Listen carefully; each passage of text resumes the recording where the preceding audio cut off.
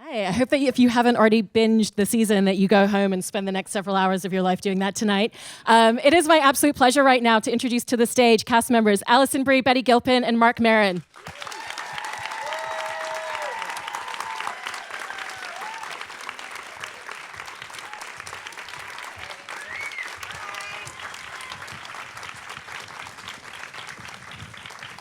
Does this take you back?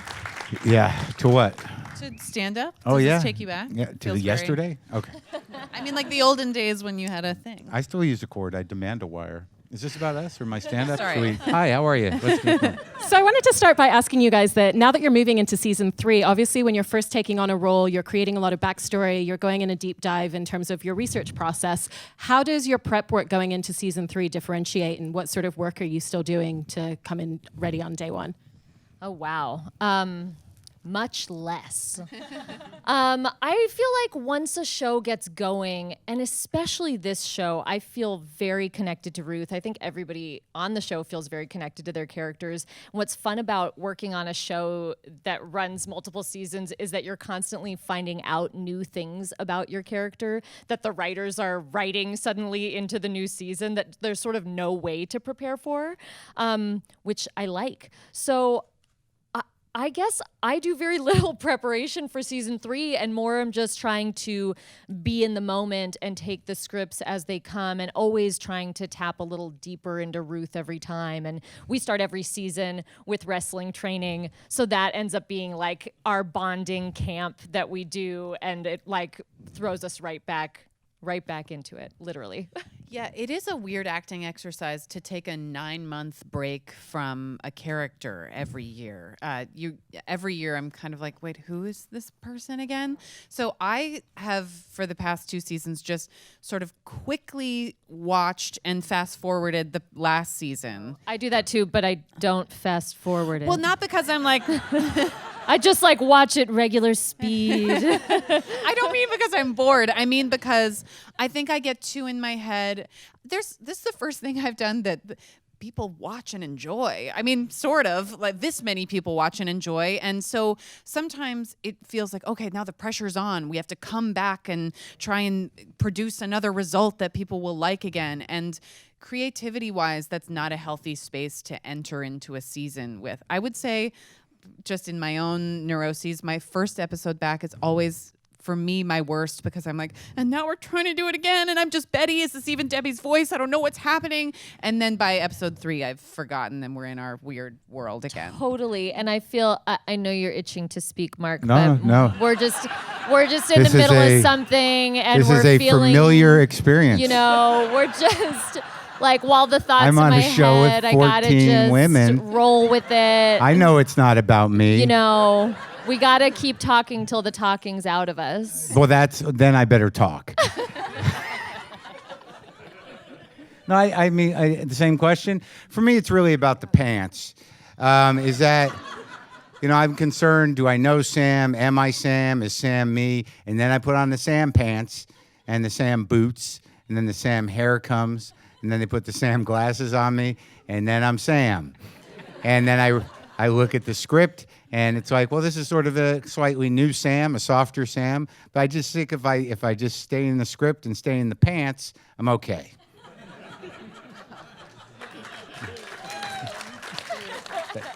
Basically what I was gonna say.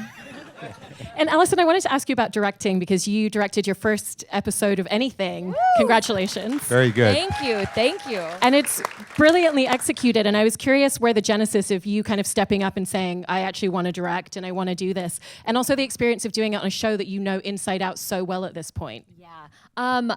Well, I've wanted to direct for a long time. When I was on Community, I asked to direct a couple times, but that show, anyone familiar with the behind the scenes, was always in sort of constant turmoil. There was never really a good time. Harmon never said, sure, here, direct.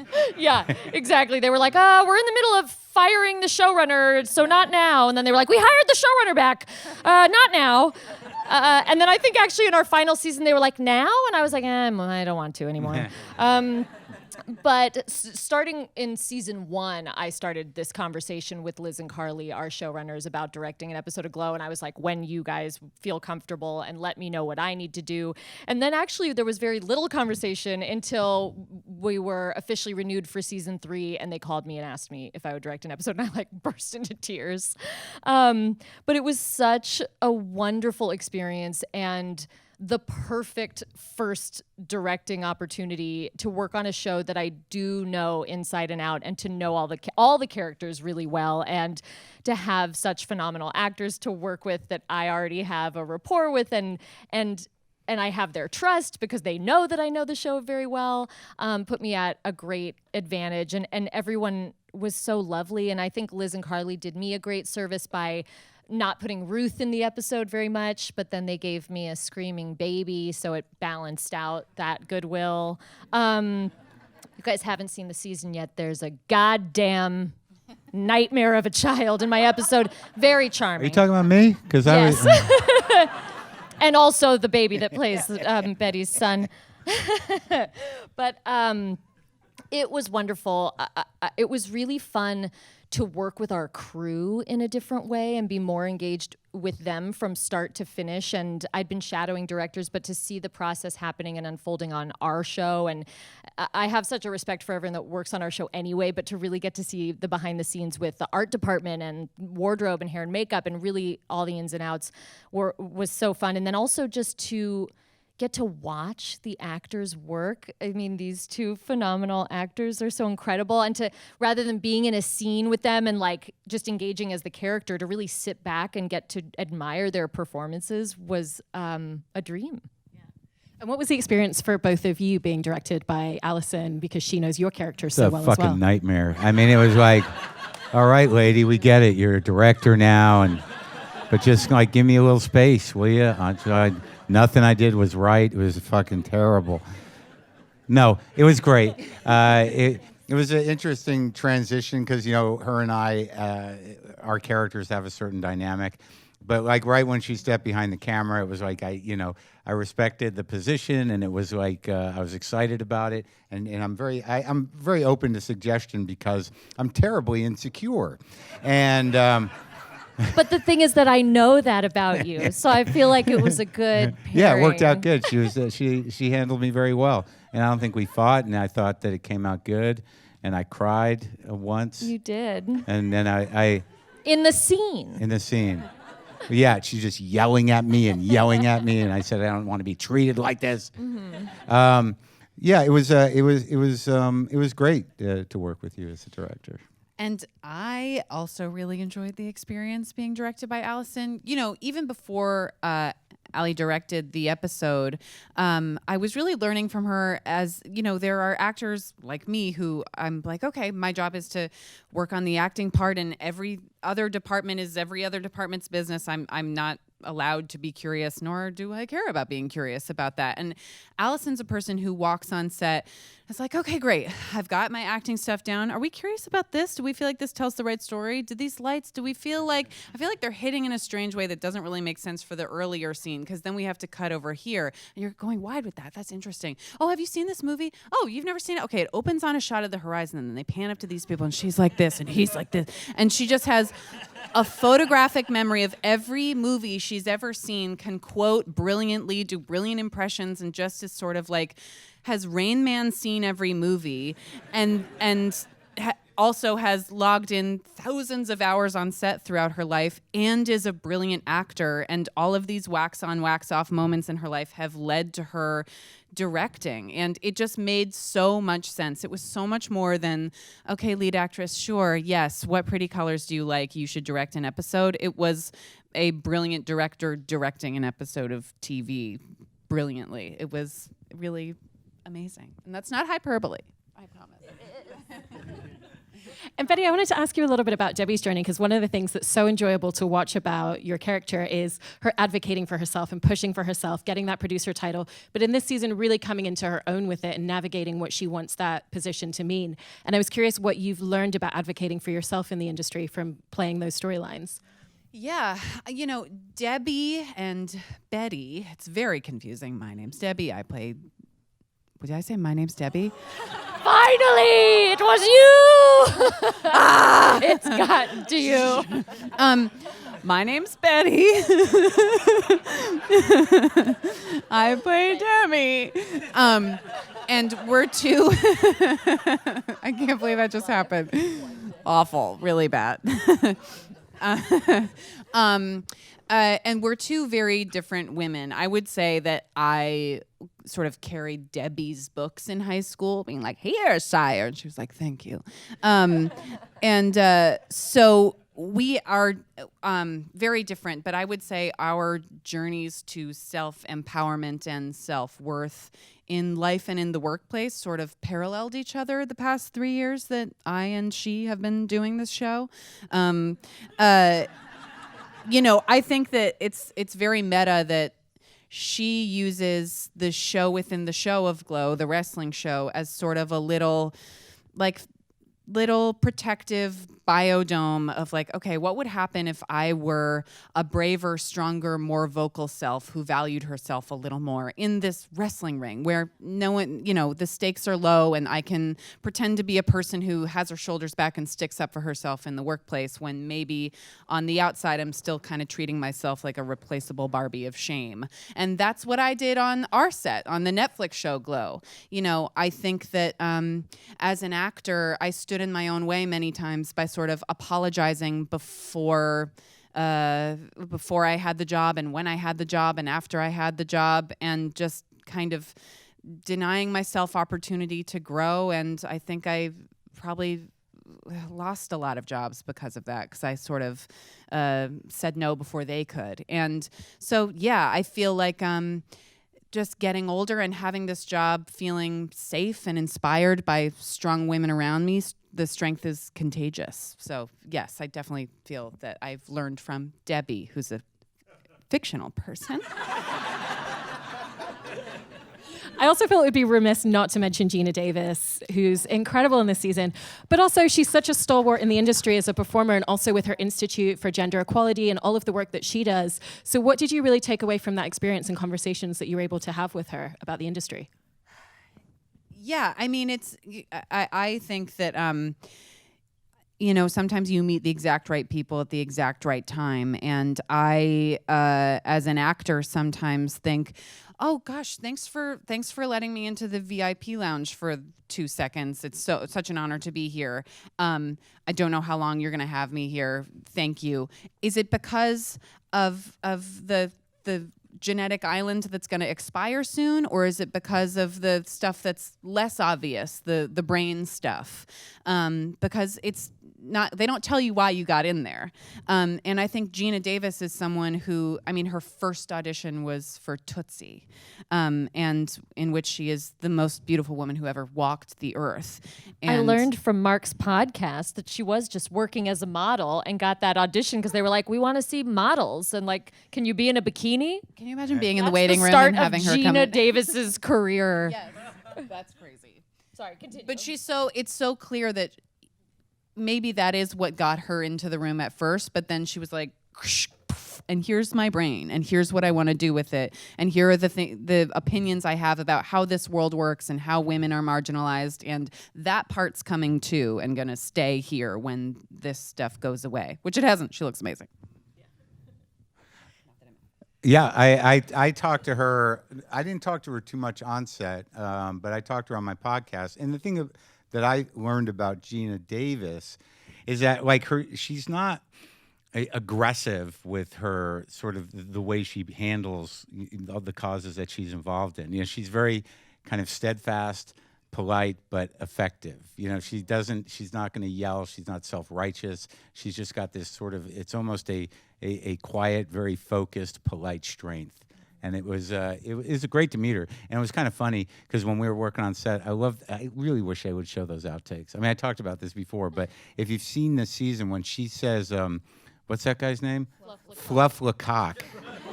Like the amount of times we had to do that because we were either laughing or she never got the name right, but it always had cock in it. It was very funny.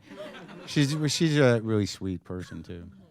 And for Marc, I'm also curious for you because you've come from an environment where you've set up a crew and you've run a show yourself, and now you're playing a fictional character that is running this amazing group of diverse women. Has it made you step away and think any differently about how you might run a show or run a set differently in the future? Oh, I'm never going to do that again.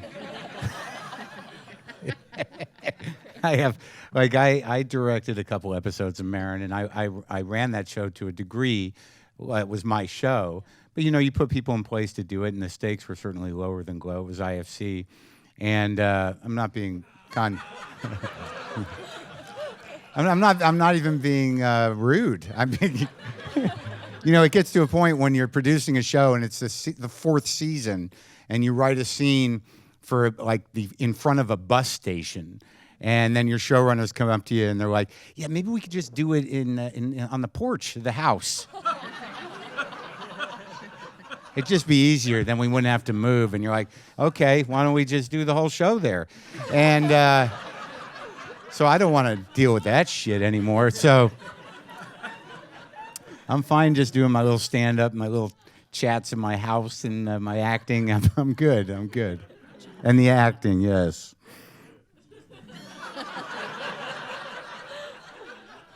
I don't need to direct or produce or anything. Come on. Life's too short. I'd love for the two of you to talk a little bit about your approach to the wrestling and how that shifted over the seasons as well. Because obviously, as each season goes by and you train more, you're becoming physically stronger, you're becoming better at this sport, and the moves that you're doing are even more complicated. So how has that evolved your relationship with your stunt coordinators? And also, do you find that when you can push yourself to do something that's more complex and when you need to step back and let someone else step in for you? Yeah, that's actually a great question because I do feel like that was a big part of the journey in season 1. We have great, Shauna Duggins is our Emmy-winning stunt coordinator. First female winner of the award, right? Yes, first female winner of the award.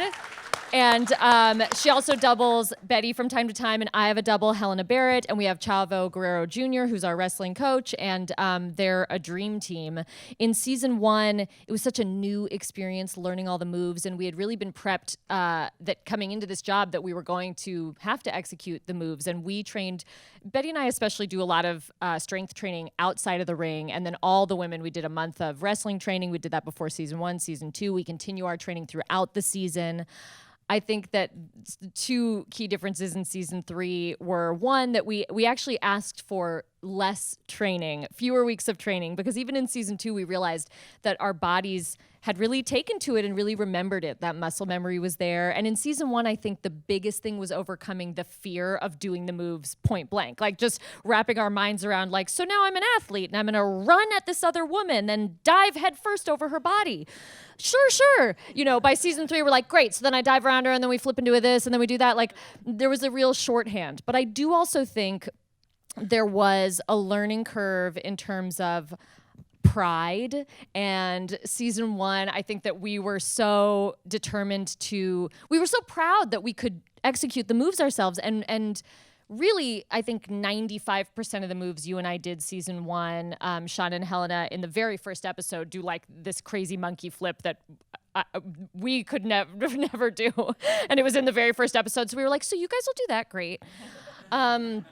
But the rest of the moves, I think it was a real point of pride for us to just do them constantly. Of course, the difference between a real wrestling match in which they're doing high intensity, way crazier moves than we do, but they'll do a wrestling match for maybe 20 minutes. We'll shoot a wrestling match for 12 hours. So, even in season 1, it became obvious that sometimes we needed to take breaks, and when they were doing a big wide shot and you can't see anyone's faces, there was no reason for us to be killing our bodies when we have these perfectly capable stunt women there to do it for us. So we would sort of tag team them in. And then in season 2, I feel like we didn't use them at all. They wouldn't even get dressed in our costumes almost ever. Yeah. And we were sort of like, we did ask for this, but now it's making me nervous. And in season 3, I think we were actually much more open about being like, let's talk through the moves. There's a big move in the finale that is my character does a backflip off of the top rope into what is it called? A moonsault onto another character. And I was like, and I'm happy to do that move with wires on my body, and Helena can do the move without the wires. That's her job. And it still fucking blows my mind, even that she can do that stuff. It's so incredible to watch, but it has been a fun journey with them, and we're super close and definitely have a quick shorthand with them, and they have our backs all the time. They're so invaluable to the show. Yeah, I mean, I think so often as an actor, on when you're employed or unemployed, you're like, I'm being asked to do 2% of what I can do, and it feels so frustrating. And you're like, gosh, will I ever be able to do that 98 other percent? And this show asks us to do 100%, which is the greatest gift. But it's also super intense. 12 hours of falling on your back on the mat over and over and over again, slamming your head forward. It's crazy. And then the next day you've got sobbing scenes all day. I've said before that sometimes it feels like my body is a golden retriever that doesn't know it's going to the vet. It's like, where are we going today? And you're like, you'll see. But that I think certainly pride-wise also, we're like, I don't have to do that. I can do that move 3 times, so pick your shot. Yes. We've been a little better. I did all of my own smoking in the film, in the show, and I don't smoke anymore, so that was not easy, but I did it, and yep. And is that all your own whiskey drinking as well? What's that? All your own whiskey drinking? Yep, that was the fake whiskey drinking. I did that. I played my own tennis. I did that. Yep, and I hadn't done that in a while. Yeah, but I had some muscle memory. Good, weren't you? Yeah. Well, that was the funny thing is Chris was supposed to be great, and I was supposed to be terrible. But I had actually played in my life, so Chris was actually terrible, and I was less terrible. So that's all some fancy camera work that makes him look like he actually beat me. None of those balls even landed on the court that he was hitting. The magic of television. I'm also really intrigued by the very unique acting challenge within the wrestling scenes. And I know I've seen interviews with you, Betty, where you've talked about how fun it is to play big and how joyful it is because you never get to do that. But then at the same time, you have to kind of let go of any depth in some of the scenes because wrestling is very black and white. It's not, what is that character thinking when you're watching wrestling? You know exactly what the storyline and what the plot line is. So if you guys could talk a little bit about that, that would be amazing. Definitely. I mean, I guess the only thing I would argue is that we don't ever have to let go of the depth is the cool thing about this show, in that, I mean, especially in season 3, we do a lot less wrestling and we're doing real deep dives into the characters, and in a lot of ways it is a more dramatic season, and so there's a lot of heavy scenes, a lot of nuance. When we got to the scenes where we had wrestling, especially episode 5, Freaky Tuesday, where there's some character swapping, it was so refreshing to get back in the ring and to be silly and crazy and like our little 5-year-old selves again. But also, I think what's always been the brilliant part of this show is that we're never not playing Ruth and Debbie. Even when we're Liberty Bell, and Zoya, those women exist within those characters. So like, especially in the first 2 seasons, being in the ring was so fun because we were playing to the mezzanine at the same time as like locking eyes and weaving in really deep character stuff. And in this season, I feel like our characters are on better terms, so it's not as maybe it's not as nuanced in there, but like definitely the fact that those layers exist is what's fun about this show. Yeah. I remember season 1, I knew way less about wrestling than I do now, and I pitched to Liz and Carly, the creators, I read that Liberty Bell was my character, and I was like, okay, what if Liberty Bell, when she's happy, is like a Blanche Dubois and, sort of, speaks in such a way, and then when she's angry, she turns into this other side of America that's sort of like crystal meth and like crazy.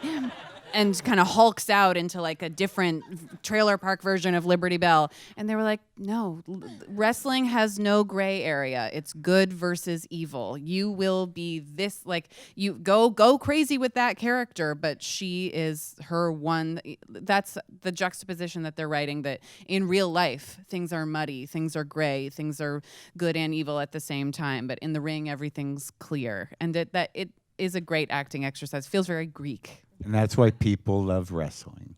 It is. I know. And because you being mentioned serious. how your character's friendship has evolved a lot more in this season, and we're finally getting to see the two of them actually really kind of have that friendship that used to exist. But it made me realize that we never really got to see it at the beginning. But we've had so much has happened in between. Did it cause you to rethink the backstory that you'd created for the two of them, and what sort of friendship dynamic you used to think they had compared to now? I don't think it made me rethink it. I mean, like I said before at the top of this conversation about the way television works, is like that the friendship, we're constantly learning more things about these two women and how they interact with one another, but nothing has ever made me second guess how we've played anything in the past. And maybe that is because Liz and Carly were so clear with the way they wrote these characters from the very beginning. And maybe also the way that they continue to write them is tailored to how we have been playing them. That's for sure. They definitely do that. Well, they definitely write for each season, because we're in it when they're writing it still. Yeah. And you know, I'd lost a little weight for the third season, so that sort of became part of the storyline.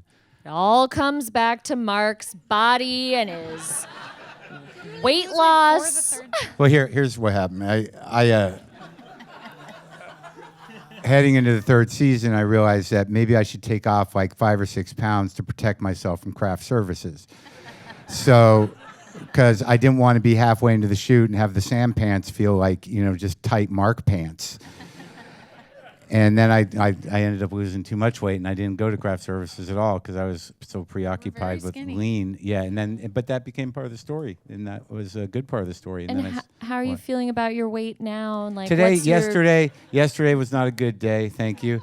But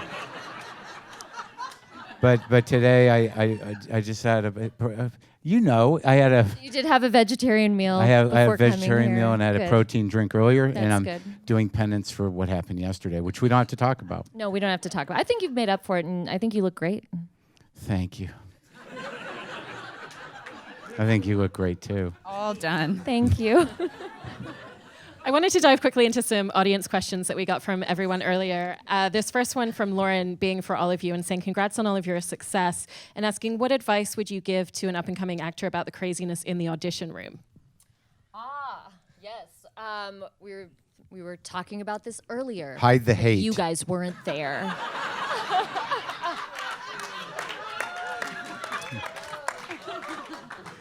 I think in the audition room, in addition to that, it's important to create your own space in your brain for your moment of performance. So to attempt as much as possible to clear out those voices that are asking you, what are they thinking in the room? What are they thinking of me? Am I doing the right thing? Is this the thing they want me to be doing?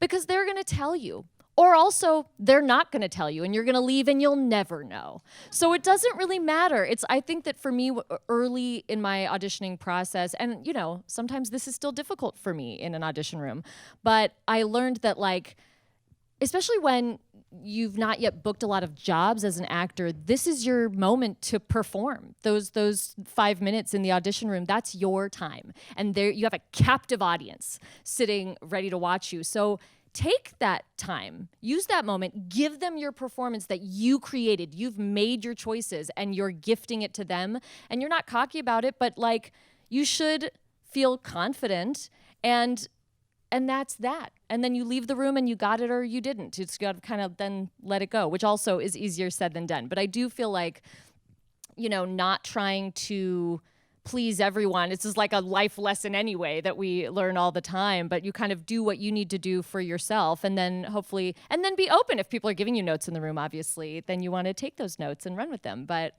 I think start from a stance of this is your moment. Yeah, I think a flaw in the casting system is that part of the brain trick of being good in a scene is believing that you have the support of the room. And often in an audition, you don't feel that at all. It's like you're trying to, especially for emotional stuff, it's like you're trying to coax a ghost into the room, and the ghost doesn't like judgment or lights or other sounds or someone looking at their phone, and all those things are happening. You're like, guess what's not coming into this room? The ghost. And, you know, it's strange, again, being in this separate part of my career that's very different from 10 years of auditioning in New York. I'm auditioning for people that I've auditioned for a decade. And the difference between auditioning now, where people are like, hey, come on in, eye contact, how are you? We're both together finding this thing. Yeah, whenever you're ready. As opposed to like, come in, what? Sit, just feeling like the same person who's now being like, where have you been? I'm like, crying in my car because of you.